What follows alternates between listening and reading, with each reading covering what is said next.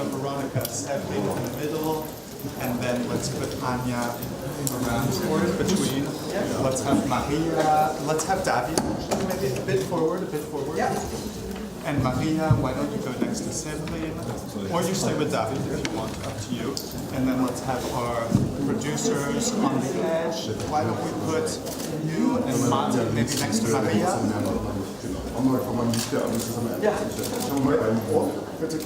Do we close? Would you start on the left side here? Ja. Der linken Seite starten. Fangen wir links an.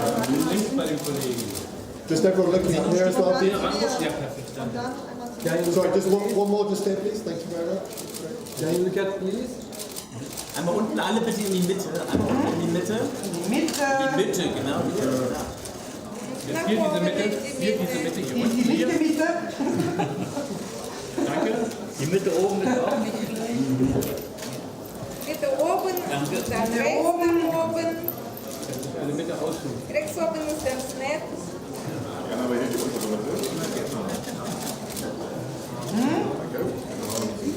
Uhrzeit. Jetzt 1 Uhr. Ein Schritt vorwärts geht es. Ja. Danke.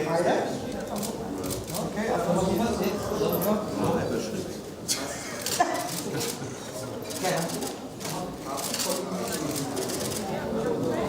Okay, producers, your work is done here. Thank you very much. And let's do it. You stay, Martin. Stay for one. Let's do one group with Martin together. Also dasselbe Richtung wieder. Links. Ganz links bitte, genau. Dann einmal zu mir bitte. Und daneben. And just one here as well, please. Thank you very much. Ein weiter, please. Die untere Mitte bitte. Ihr seid ja super. Ich mag Can you look up, please? Ja, wir sind jetzt schon fast rechts. Im Ausschnitt. Kann man das nachher einzeln machen, geht das? Ich bin nicht der Master of the Der Master. Martin, danke. Let's do one with just the directors and cast as well. Hauptschauspieler und wir. Kann man das nachher einzeln machen? Nochmal zu uns bitte. Wir sind ganz nett. Aber wir sind links. Ja. Okay. And just on the second row here again. Thank you very much. Ja, immer weiter bitte. Ist das gut so? Der Ton? Gut so? Mikrofon? Weg. So? Ist besser? Danke. Zu uns nach oben bitte. Ja. Sie sehen ganz toll aus und Sie sind auch. Und alle weiter nach rechts gucken. Achso, okay.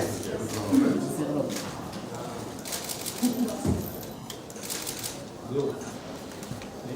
Können wir den Cast mal ganz So, was ist einzeln. Maria and David, come out, but stay with me, please. Stay close. Just stay with Die einen Schritt nach vorne machen. Das wäre ganz großartig. In einer Linie. Einer Linie, genau. Und dann hier unten gleich anfangen bei mir. Das ist super. Dann einmal nach oben. Ganz links bitte nochmal. Also von links. And just on the second row again. Here. Daneben. And one just here as well. Perfect. Noch zu mir bitte. Und nochmal die Mitte hier unten bitte. Mitte. Und zu uns nach oben bitte. Oben. Und langsam weiter nach rechts. So, jetzt einen Schritt bitte nach vorne, wenn es geht. Noch ein Schritt. Ja, ganz Sie wollen uns näher und näher haben. Ja.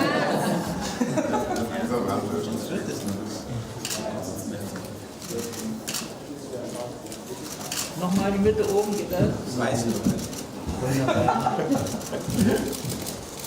Danke. Einmal Veronica and zu mir. Severin, come out just for 1 second, but you're not finished. And let's do Anya. Anya, if you want me to hold your bag, do you want to have the bag? We can do with and without. We have the bag. Bag is amazing. Let's do with the bag and then we can do without.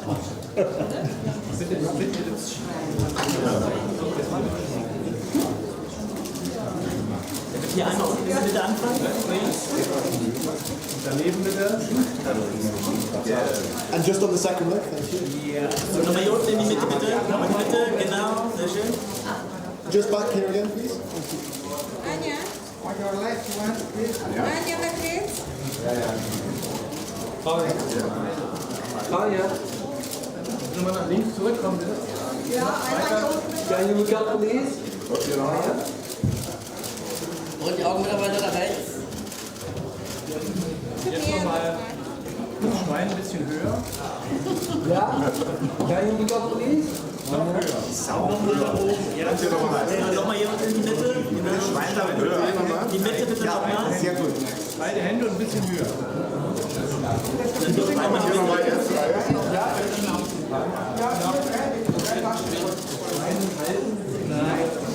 Ich bin nur wegen des Schweins. Wenn ihr noch einmal nach rechts, bitte. And just on the left here as well. Anja. Hier nochmal. Anja. Anja. Okay, let's do just the cast. David and Maria, let's go around Anja. Fast fertig.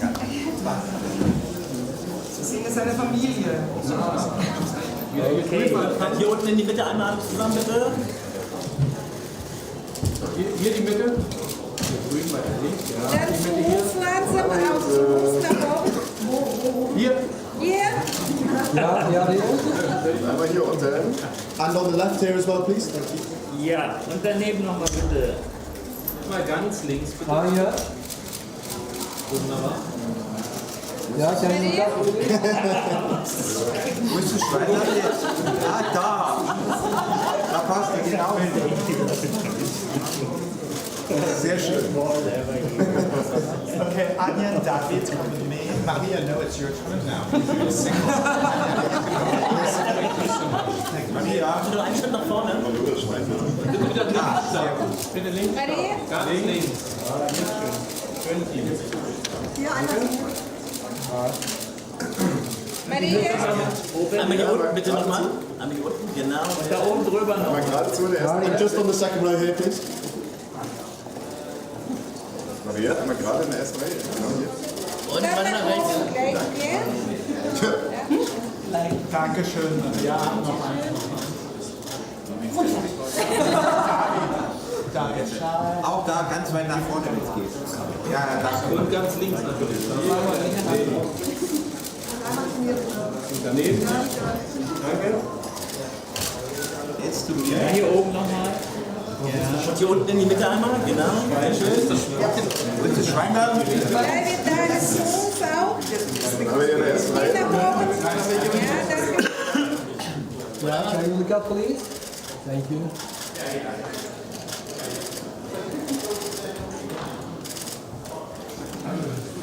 All right, thank you, David. You can take a rest. And let's finish with our directors. Wir sind quasi eingegliedert, deswegen lassen wir es nur gemeinsam. Ja, finde ich auch. Möchten Sie wieder links starten? Ja. Aber Sie müssen dann noch Ja, in einer Linie so, dass Sie in einer Linie stehen. ich gehe ständig immer so. Und dann nach links. Und dann daneben bitte. And just here on the second row. Thank you. Ja, und gleich Langsam nach Die untere Mitte rechts wieder, auch. genau, die untere Mitte, sehr schön. Langsam hier nach oben auch, nach rechts. Könnt ihr vielleicht ein Stückchen weiter zusammen? Langsam weiter nach rechts. Ja, zusammen. Ja, super, nach oben jetzt auch. Nach rechts. Dankeschön. Ja, wirklich. Sie sind spannend, ne?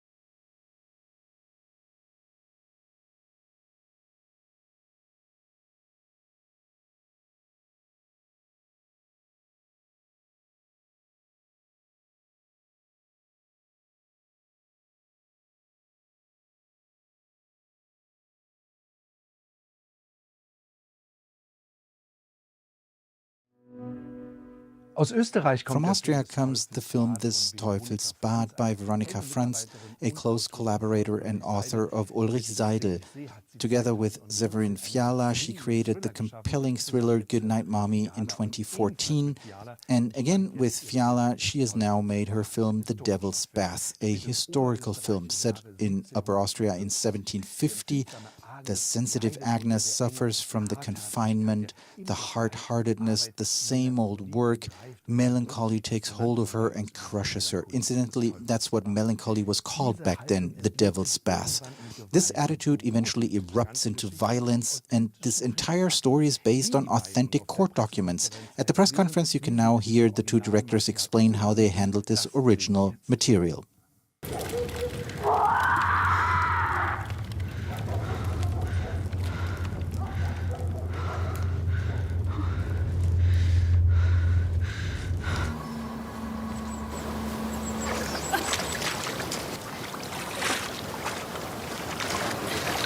Was tust du denn?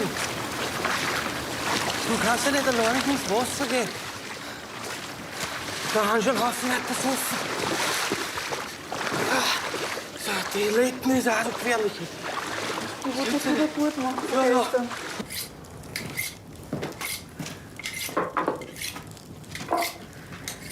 Magst du mich nicht?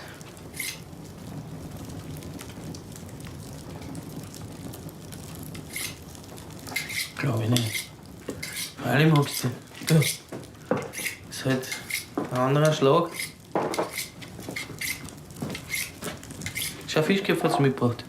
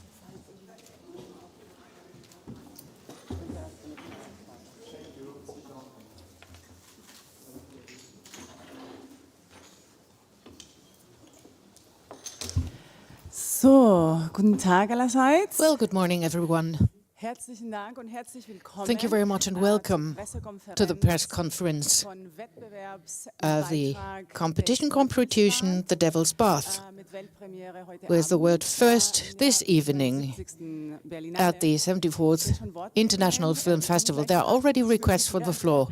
Hold on a sec. I would like to introduce the film team to you before we move on.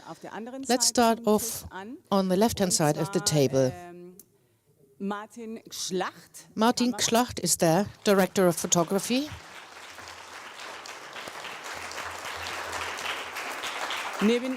Beside him, actress playing the mother-in-law, Maria Hofstetter.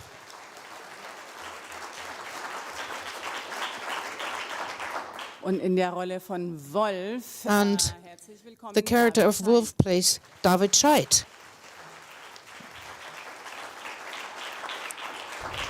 And the unforgettable Agnes is performed, and she also composed the music for the film, but she's the protagonist of the movie. Welcome, Anja Schlag.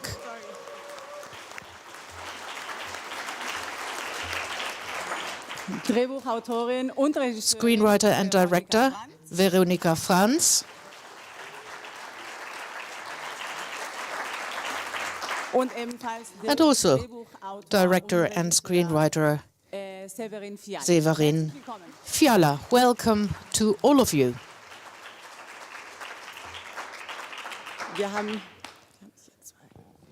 There are requests for the floor in the audience. Wouldn't you be so kind as to provide us with a general introduction? We only have 30 minutes. There are so many requests for the floor, so many questions, you see. So I think we should start off straight away. Nazır Bishrama from Berlinale. It's a great psychological drama and horror film. I think I've never seen something like this subtle dread and fear and horror, and so sensible, so sensible made. And my question is the following: in comparison to Goodnight Mommy, the debut film, we can see not so many difference between the character, the many characters acting and the subtle dread, because in the Hollywood movies we see these jump scares and we see these things. The story is not really good, but here we see a masterwork of not only horror, because that's not like a horror film, but suspense and real dread. And some scenes were, I mean, not in a positive way, but really well made, disgusting. And congratulations, probably Golden Bear, I don't know. Thank you very much. We'll gladly accept it. Thanks very much for your request for the floor. I think The Devil's Bath is not so much a horror film, or it's not really a movie which can be labeled or categorized all that easily. And I think it has something to do with the fact that it is based on true records. And we try to depict these persons and the voices from the past in a very realistic manner. We didn't try to cover it up with the help of jump scares or a horror film drama. So therefore, it's a film which can hardly be categorized. It doesn't fulfill the typical cliches of a horror movie. And that was very important to us in order to take that character seriously. The movie is based on recordings and records dating back to the 18th century. Now, the first version that we wrote was a court thriller, because we like the protagonist much, the way in which this lady talks about her life, her story. But normally, protagonists portray people who are rich, who are living a wonderful life. But since we read the documents, we thought to ourselves, oh my God, we have to do justice to this person. So we do not only want to create a court thriller full of tension, because we also wanted to present her inner world, her melancholy, her depression.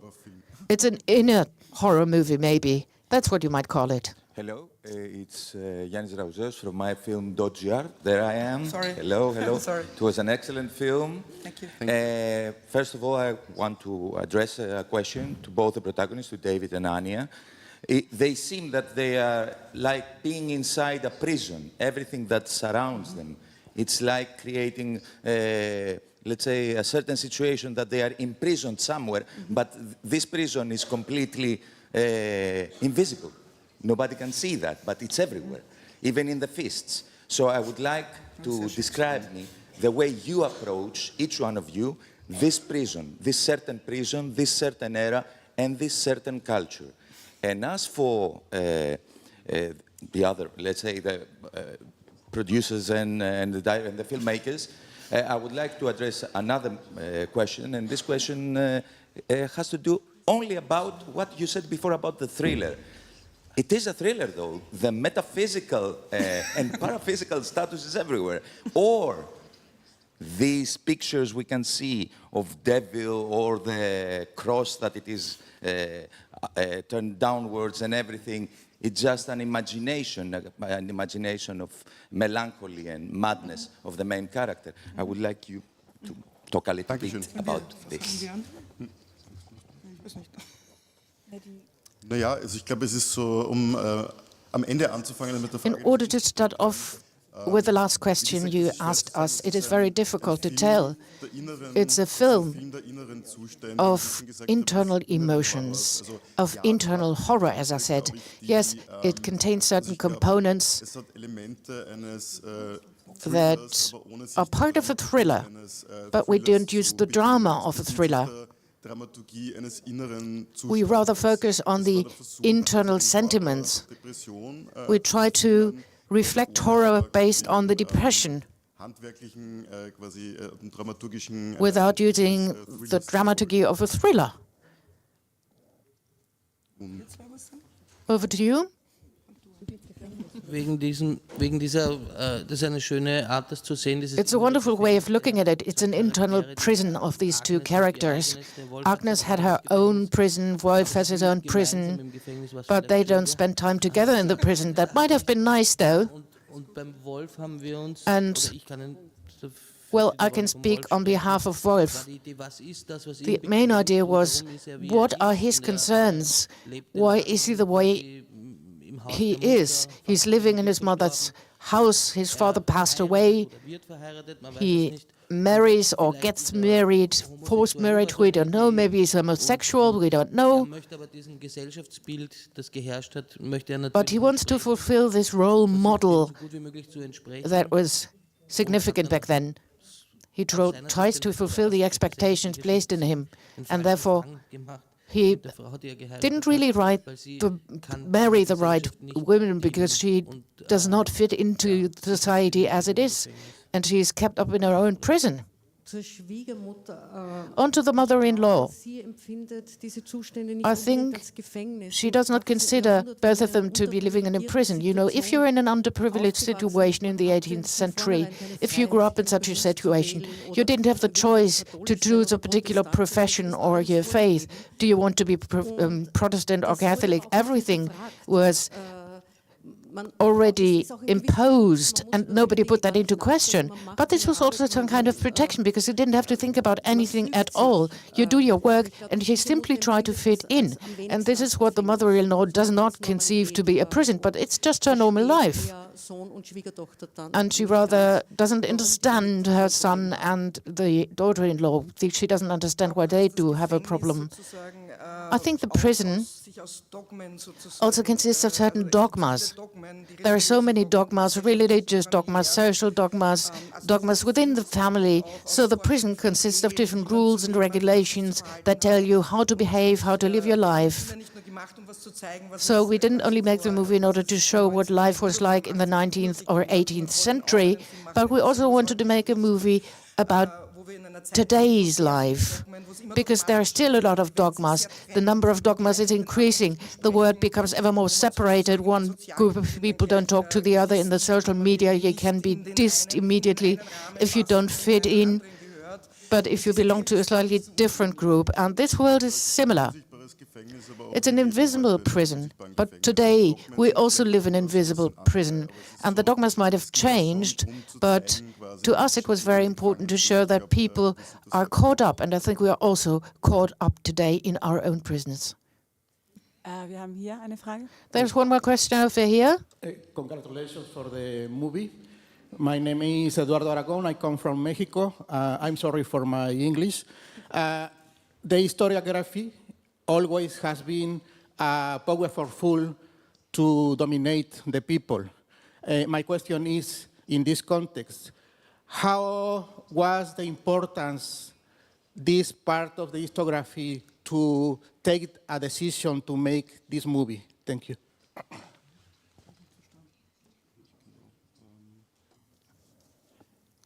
I think we didn't get exactly what you asked us. Sorry. How was the importance when you find this history? How was what was the importance that this history has to show it? Sorry.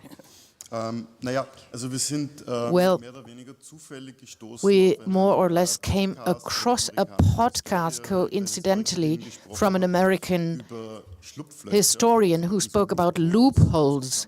She spoke about loopholes in general in this podcast, and she focused on the history of the 18th, because people who wanted to die tried to find a loophole in order to escape religious dogmas. And this is why they had to kill somebody else in order to be executed. This is what we found really fascinating. And the historian made us all her documents available to us. And this included recordings, court documents, and records where people were interrogated who normally were not heard in the course of history. Nobody was interested in this group of people. And, this information was only passed on because these persons committed terrible crimes. And what really affected us was that all of a sudden people, or rather women, made their voices heard who were not heard before, and they spoke about their own history, their own stories. And it's a story that always needs to be told, but it was never told because nobody was interested in this group of people. And it's really an interesting and grotesque act. People who are rather religious all of a sudden commit a crime. These women wanted to do the right thing in the sense of their religion. And it was easier to kill somebody else than commit suicide. This leads to a lot of questions. The question of your own death. And we also spoke about melancholy, depression in this film. This also kept us very busy. It's not that much of a taboo any longer today, but 3 weeks ago in the Zeit magazine in Germany, this was a major issue. It is one of the most frequent untreated diseases, especially amongst men who cannot admit that they suffer from depression, and they rather withdraw or try to hide, or they try to escape, try to hide at the workplace. And this was of utmost concern to us, but it's very difficult to show this in a movie because, it's a person that we show as a protagonist who becomes more and more passive because she doesn't fit into our society any longer, where people need to accomplish a lot. And this also has a lot to do with this day and age, because it's about people who do not work or who are slightly different, who do not really fit in, who do not fulfill expectations. And this is what existed back then, and that still exists today. Georgian Film Studio and Georgian Film Review. Komme aus Georgien. I want to ask in German because I can give more feeling in German. Okay, first, Martin, super Arbeit. Martin, an excellent job. Thank you very much.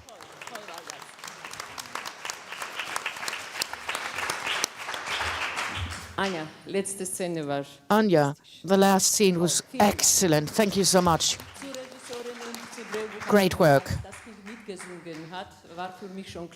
When you sang that song, it was clear to me that this was not going to happen only once, but it happened again and again. This is fantastic. I'm coming from a country where in the 12th century, a queen ruled as a king. Queen Camera, King Camera, and in Georgia in the 12th century, the death sentence was done away with. In this small country in the Caucasus, people were really enlightened and very emancipated in that region. But she did not act as a queen, but as a king, King Tamara.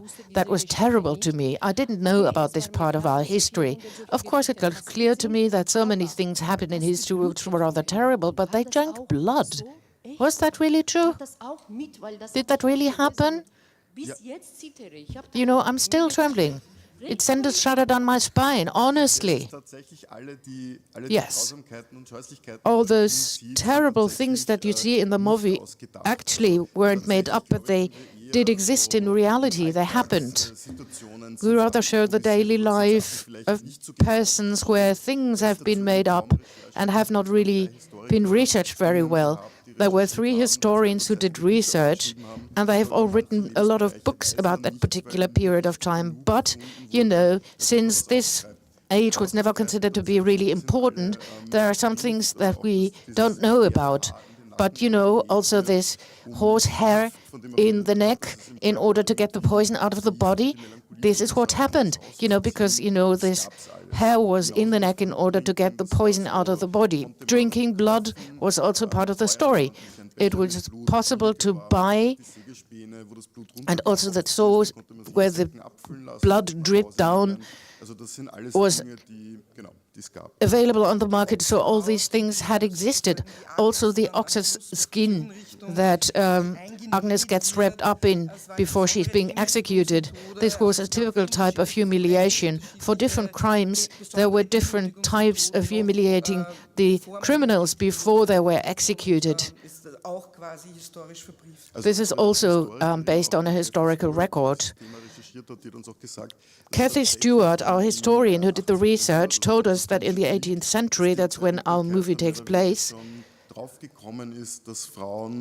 people already thought about committing suicide in this particular manner by killing children, but there was no chance of doing away with the death sentence. People were not yet that mature.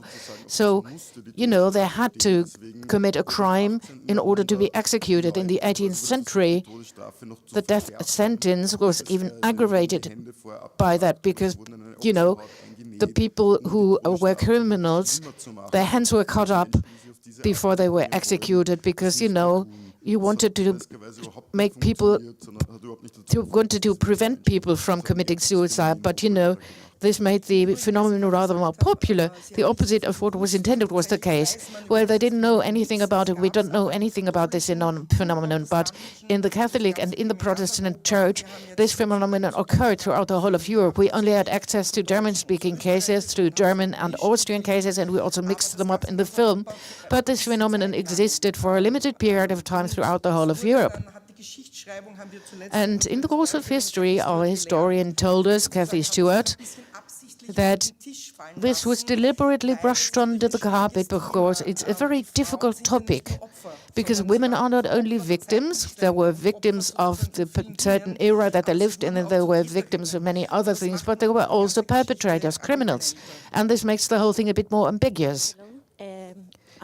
I'm Maria Muñoz from Neo2 Magazine, Madrid. I would like to ask the camera if he was inspired or if you saw many paintings because the colors and the landscapes and the costumes resemble to Bruegel the Old, this painter, especially like the collective shots.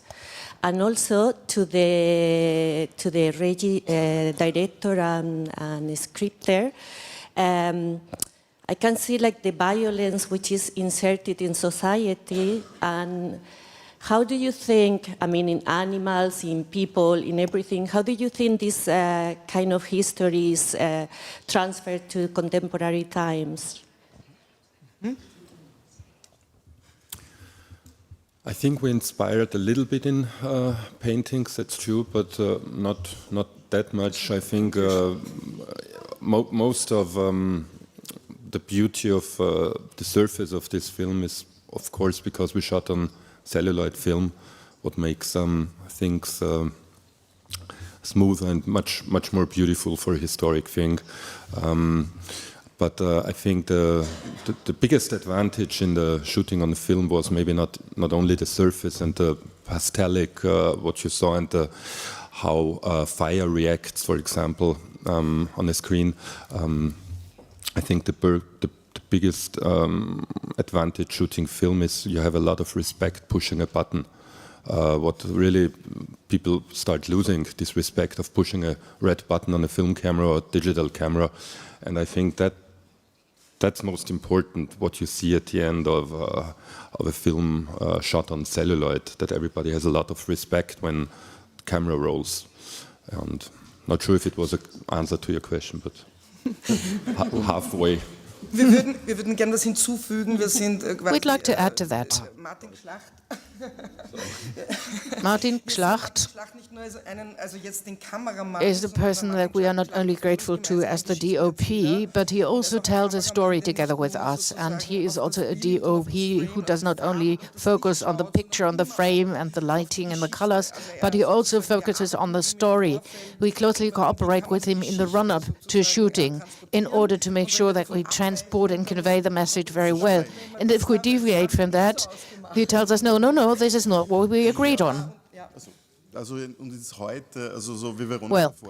talking about the present, of course, people are tremendously under pressure, depression, the inner prison of feelings that keep us as busy as it kept us in the past. When we talk about this very specific phenomenon of proxy suicide, This is something that also happens today occasionally. For example, if religious dogmas tell you that suicide is not permitted, and if people suffer from depression, they commit suicide attacks because this is the only way of dying.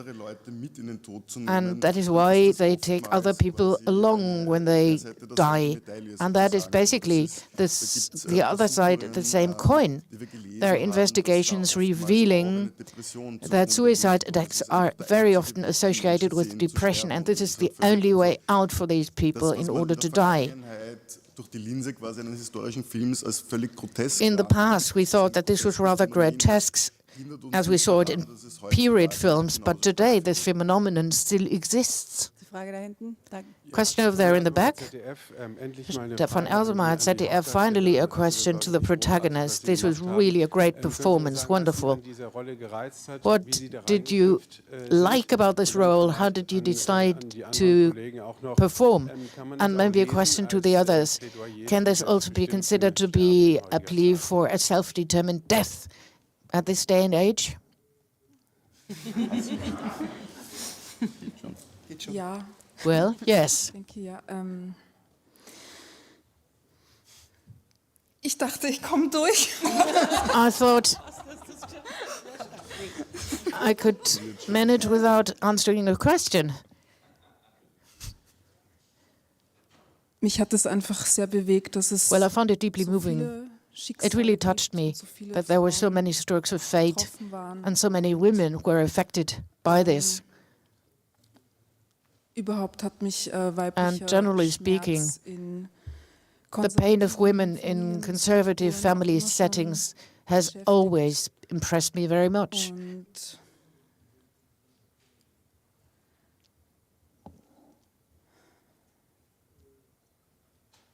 And, well,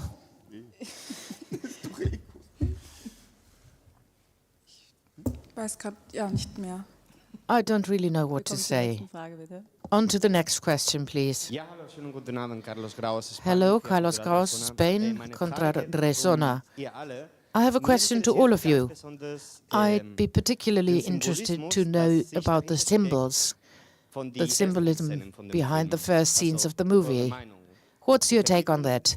The connection between life and death. We see what happens with the baby, and then there is a spider and the hand playing with each other in a tender manner. Then we see how an animal is being killed, and then we see the hands again surrounding the butterfly. And this happens again and again, up until this man is surrounded by all these insects and walks into the fire. I really liked it. I liked the way in which it was shot. But I wonder, what's your take on that? How do you see this relationship? Zu den Insekten? Ja. Would you like to say something about the insects, about the butterflies? Let me start off. I think many things in this movie have been planned very precisely. And, you know, we've been crazy enough because we perform the script, Veronica and myself, in all the different roles, all the different characters, changing again and again, and Martin is around as well. We could produce a DVD. Martin, where's all this material? But we will try to open up the scene and try to translate it into the modern age and take things up. And doing the editing, these coincidences, these real-life aspects have become ever more significant, and we want to give it more importance. The insects that you refer to are something that Anja came up with. She contributed this to the movie in a very magical manner, as we think. She collects insects, that's quite special, and they are dry. I have been doing that for a long period of time, so that she simply took it on in the film. She just brought her collection of insects along. But the butterflies, while we were shooting, they simply flight over to us, but this was in November, and they only flew over to you, mind you. You know, it was deep winter in the forest, couple of degrees only, so there are no butterflies. It was a beautiful winter, but these butterflies flew to Anja. Wherever it was a bit warmer, where we were able to warm up a little bit, these butterflies appeared. So all of a sudden, I ran over to Veronika and Severin once a butterfly came along, and they said, well, come on, let's do it. And we went over to Martin, and we said, Martin, you've got to get ready immediately, because we have got another butterfly here now. Let me give you an example. This is a level that could not be found in the screenwrite, in the script. But we took this up because it fitted in very nicely. It was a magic event, and during the editing, we gave this a particular significance, in addition to the dead insects that Anja brought along. It's part of Anja, and it was sort of magical in a way. And to us, it has exactly what you just described. It has a lot to do with life and death and the fragile interrelationship.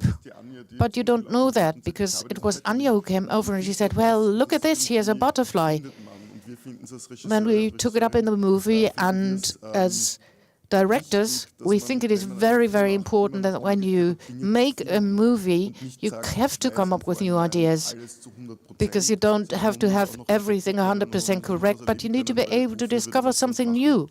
It's an experience, because it's a long journey. Why do you make a movie? That's why you do it. You know, we did our field work as you do it in connection with all the period films in the past. You know, actors try to cut the lawn for hours, and, you know, sometimes it doesn't really look all that good, because if this is what people do when they work in farming for 30 years, it always looks different. But Andreas Donhauser and Renate Martin, they really worked hard on that, because they were our location scouts. They looked at the carps and fisheries. Since the 12th century, fishing is being pursued in the same manner as we presented it in the movie. Now, of course, today people wear Wellington boots and have their yellow plastic buckets, but they use the same ships, the nets, and they try to catch the fish by using these nets. That has not changed, and we thought that this was a wonderful idea, so we took it up in the script as well. You know, there are real people, true people who still do it the same way. Yes, these people are fishermen. And Marion and David had to learn how to do it. And Maria now has become a professional. She's always invited to come over to go fishing. Unfortunately, we have time for one last question only. I'm so sorry, but we don't have any more time. We're running out of time. Hello, thank you very much. I'm a freelancer. Thanks very much for this fascinating, wonderful movie. My question goes out to the two directors. You said in different ways that this time, this era is not all that far away from us, and this especially relates to one of the topics that you also dealt with, and that's religious fanatism. Do you think the movie is meant to issue a warning concerning our attitude towards religion, which still exists in society by and large, and, you know, also young people get informed about religion in schools. And, you know, if you want to commit suicide, it's still called suicide, committing death on yourself. Do you think we have to revise our attitudes? Well, I think, of course, it's a bit daring to say that. Is the film a warning? I wouldn't put it that way. But I think it's not only a warning that we wanted to issue concerning religious fanatism, but I think all in all, as my colleague has said before, it's all about dogmas that have become apparent in our society. And I really like what the gentleman said in the back. We are talking of the invisible prisons. There are so many rules and regulations that we are all subjected to without reflecting upon that. And religion is just one aspect of it, because in comparison to the past, people keep a bit more of a distance vis-à-vis religion, but there are many invisible dogmas and problems that we are all subjected to without being aware of it. And I think that the film should be an illustration to think about the meaning of life and the rules and regulations that we will voluntarily adhere to and comply with. Maybe we should think about it twice. Sorry that we're running out of time. I think we could stay here for ages. Thanks very much to all of you, and thanks very much for your question. All the best. See you again.